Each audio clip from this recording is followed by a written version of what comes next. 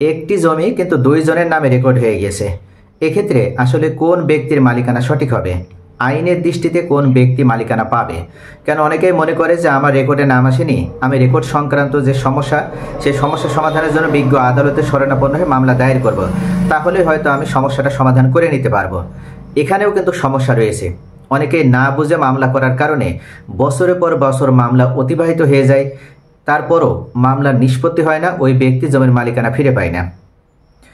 অনেক ব্যক্তি কিন্তু এটা জানে না যে একই জমি একসাথে দুই বা তিনটি রেকর্ডে ভিন্ন ভিন্ন ব্যক্তির নামে কিন্তু নাম চলে আসতে পারে। একটিতে হয়তো একজনের নাম আসছে বা আপনার নামই ধরে নিলাম, আরেকটিতে আপনার চাচার নাম এসেছে, বা আরেকটি রেকর্ডে আপনার কোনো একজন হয়তো অপরিচিত ব্যক্তির নাম এসে গিয়েছে। তাহলে এখানে প্রশ্ন হচ্ছে যে আসলে কার রেকর্ডটি সঠিক হবে এবং কারটা বাতিলযোগ্য হবে? আদালত কাকে জমির মালিক হিসেবে মেনে নেবে? আজকের এই ভিডিওতে আমি বিস্তারিতভাবে আলোচনা করব। প্রথমে আমাদের যে বিষয়টি জানতে হবে সেটা হচ্ছে একই জমিতে কিভাবে একাধিক রেকর্ড হয়, মানে একই জমিতে কিভাবে একাধিক রেকর্ড হয়, কোন রেকর্ড মানে কোন রেকর্ড আবার বেশি গ্রহণযোগ্য হবে, এবং কিভাবে আমরা ভুল রেকর্ড শনাক্ত করব বা কোনটা ভুল রেকর্ড সেটা কিভাবে আমরা জাস্টিফাই করব, এবং বাস্তব উদাহরণ সহ আদালতের মাধ্যমে ব্যাখ্যা সহ আজকের ভিডিওতে আমি এই বিষয়ে বিস্তারিতভাবে আলোচনা করব। তো প্রিয় ভিউয়ার্স, আশা করি ভিডিওটি বুঝতে পারছেন যে অত্যন্ত গুরুত্বপূর্ণ, তাই কোথাও স্কিপ না করে মনোযোগ সহকারে প্রথম থেকে শেষ পর্যন্ত দেখবেন। ইনশাআল্লাহ আপনারা অনেক অনেক বেশি উপকৃত হতে পারবেন। সর্বপ্রথম আমরা জানবো যে কিভাবে এক জমিতে একাধিক রেকর্ড হয়।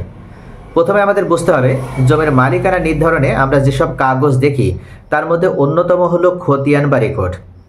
বাংলাদেশে এখন পর্যন্ত 4টা ধাপে রেকর্ডগুলো হয়েছে। তার ভিতরে সিএস রেকর্ড হয়েছে 1888 থেকে 1940 সালের মধ্যে, এরপরে হয়েছে এসএ রেকর্ড 1956 থেকে 62 সালের ভিতরে, এরপরে হয়েছে আরএস রেকর্ড 1965 থেকে 1990 সাল, এরপরে বিআরএস রেকর্ড বা বিএস সার্ভে নামও একটা রেকর্ড বাংলাদেশ সরকার পরিচালিত করেছে। তো এখন ধরুন যে সিএস জরিপে আপনার দাদার নামে একটি জমি ছিল, সিএস জরিপে, এরপর এসএ জরিপে হয়তো ভুলবশত পাশের অন্য কোনো ব্যক্তির নাম চলে এসেছে, আবার আরএস জরিপে সেই নামই চলেছে।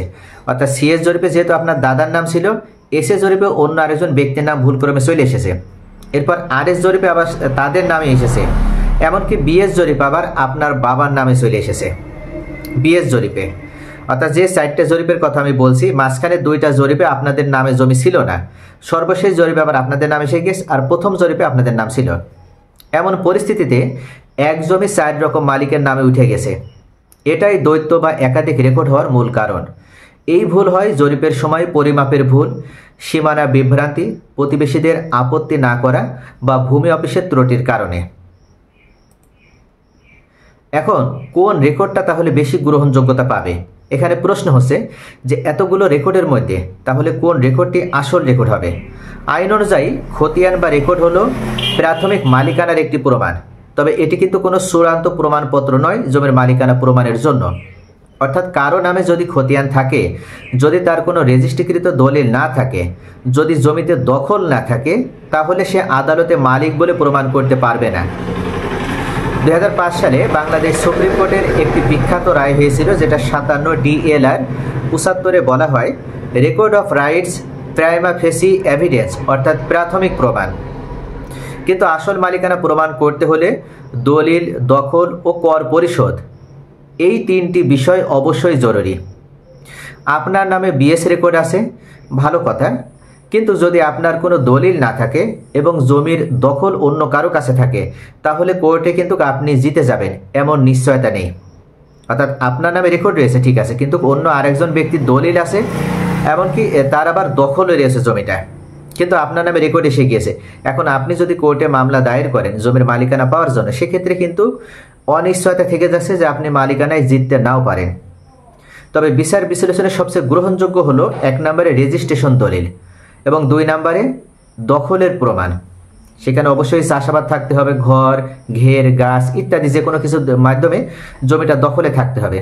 3 নম্বরে কর বা ভূমি উন্নয়ন কর নিয়মিত দেওয়া, এবং 4 নম্বরে নামজারি ও হাল জরিপে হালনাগাদ রেকর্ড। তো এই বিষয়গুলো যাদের আছে বা এই কার্যক্রমগুলো যারা করে রেখেছে, তাদের কিন্তু মালিকানা নিয়ে কখনো কোনো ধরনের সমস্যার ভিতরে পড়তে হবে না।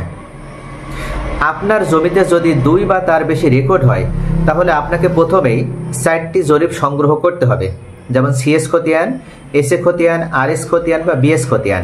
এই খতিয়ানগুলো আগে আপনাকে সংগ্রহ করতে হবে। প্রতিটি খতিয়ানে মালিকের নাম, জমির দাগ নাম্বার, পরিমাণ সব কিছু মিলিয়ে দেখতে হবে। এরপর আপনার মূল রেজিস্ট্রিকৃত যে দলিল, দখলের অবস্থা ও কর পরিশোধের যে রসিদ বা দাখিলা সেটাও খুঁজে বের করতে হবে। এবার যাচাই করতে হবে যে আপনার দলিলে যেই দাগ উল্লেখ আছে সেটা কোন জরিপে কে ভোগ করছে, এই বিষয়টাকে আপনাকে যাচাই করতে হবে। যদি দেখা যায় আপনার নামে দলিল আছে কিন্তু আরএস বা বিএসতে অন্য কারো নাম, তাহলে সেটি ভুল রেকর্ড হয়েছে। অর্থাৎ আপনার নামে দলিল আছে কিন্তু আরএস এবং বিএসে অন্য আরেকজন ব্যক্তির নাম চলে এসেছে, তাহলে বুঝতে হবে যে দলিল অনুযায়ী আপনার নামে রেকর্ড হওয়ার কথা ছিল কিন্তু ভুল ক্রমে অন্য কারো নাম এসেছে। এখন এই ক্ষেত্রে আপনার জন্য 2টা পথ আছে। 1 নম্বরে ভূমি অফিসে আপনাকে আপত্তি করতে হবে, অর্থাৎ ডিসি অফিসে রেকর্ড সংশোধনের আবেদন করতে হবে। দলিল, কর, দখল অর্থাৎ দলিল, খাজনার দাখিলা এবং দখল এসব প্রমাণ সহ আপত্তি জানাতে হবে। এবং 3 নম্বরে অতঃপর আপনার একটা শুনানির ডেট আসবে, সেই শুনানিতে হাজির হয়ে আপনার মালিকানাধীন বা আপনার মালিকানা যে ডকুমেন্টসগুলো সেটার প্রমাণ করতে হবে। দ্বিতীয় যে সমাধান রয়েছে সেটা হচ্ছে আদালতে মামলা দায়ের। যদি ভূমি অফিস সমাধান না দেয় বা আপত্তি খারিজ করে তাহলে আপনাকে যেতে হবে সিভিল কোর্টে। রেকর্ড সংশোধনের মামলা করতে হবে sweet for correction of record. তাহলে আপনার সামনে এই 2টা পথ খোলা থাকবে। যদি দেখেন যে আপনার দলিল আছে কিন্তু রেকর্ড হয়ে গেছে অন্য আরেকজন ব্যক্তির নামে, সেক্ষেত্রে আপনি চাইলেই কিন্তু এই 2টা পন্থা যে কোনো একটি পন্থা অবলম্বন করে আপনি সমাধানের জন্য যোগাযোগ করতে পারেন। একজন কৃষক গাইবান্ধায় 2 বিঘা জমি চাষ করতেন। তার নামে দলিল ছিল, এমনকি খাজনা পরিষদের দাখিলাও ছিল, কিন্তু হঠাৎ তিনি জানতে পারেন বিএস জরিপে জমিটি অন্য একজন লোকের নামে চলে গিয়েছে। তিনি প্রথমে ভূমি অফিসে অর্থাৎ ডিসি অফিসে আপত্তি জানান। শুনানিতে দলিল, এমনকি দখলের প্রমাণ এবং দাখিলা এগুলো তিনি উপস্থাপন করেন। অবশেষে জেলা ভূমি কর্মকর্তা রেকর্ড সংশোধন করে তার নামে মালিকানা প্রদান করেন। তো এটাই হলো আপনার নিয়ম মাফিক সমাধান। কিন্তু অনেক সময় যদি ভূমি অফিস সমাধান না দেন বা যদি না দিতে পারেন, সেক্ষেত্রে আপনি চাইলেই কিন্তু সিভিল মামলা করতে পারবেন। তো প্রিয় বন্ধুরা, খতিয়ান বা রেকর্ড দেখে কিন্তু জমি কিনে কখনো জমি ক্রয় করা যাবে না। একই জমিতে একাধিক রেকর্ড থাকতে পারে, আর সেগুলো সবই যে আইন অনুযায়ী চ্যালেঞ্জযোগ্য এমনটাও কিন্তু না। অর্থাৎ একই জমিতে একাধিক রেকর্ড থাকার কারণে একাধিক মালিকানার সত্ত্ব সেখানে সৃষ্টি হয়। তাই এক্ষেত্রে যদি কোনো ব্যক্তি খতিয়ান দেখে জমি কিনতে চান তাহলে অবশ্যই তার কিন্তু ঠকে যাওয়ার সম্ভাবনা আছে। তাহলে এখানে করণীয় কি?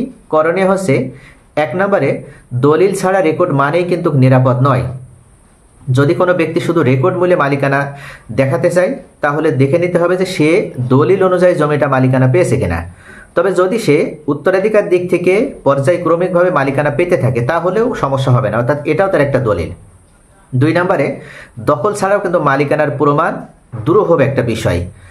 দেখতে হবে যে তার দলিল আছে, রেকর্ড আছে, সবকিছু ঠিক আছে, কিন্তু জমিটা তার দখলে নেই, তাহলেও ওই জমি ক্রয় করা যাবে না, কেননা ওই জমির মালিকানা নিয়ে সমস্যা রয়েছে। 3 নম্বরে ভুল রেকর্ড সংশোধনের আইন আছে, তাই সময় মতো ব্যবস্থা নেয়। অর্থাৎ যদি কারোর এ ধরনের ভুল রেকর্ড হয়ে যায় তাহলে অবশ্যই তার সময় মতো যদি সে ব্যবস্থা নেয় তাহলে আইন অনুযায়ী সে সমাধান করে নিতে পারবে। আর হ্যাঁ, যদি জমি নিয়ে কোনো দ্বন্দ্বে পড়ে তাহলে আগে একজন ভূমি বিশেষজ্ঞ আইনজীবীর পরামর্শ নিতেও কিন্তু ভুলবেন না।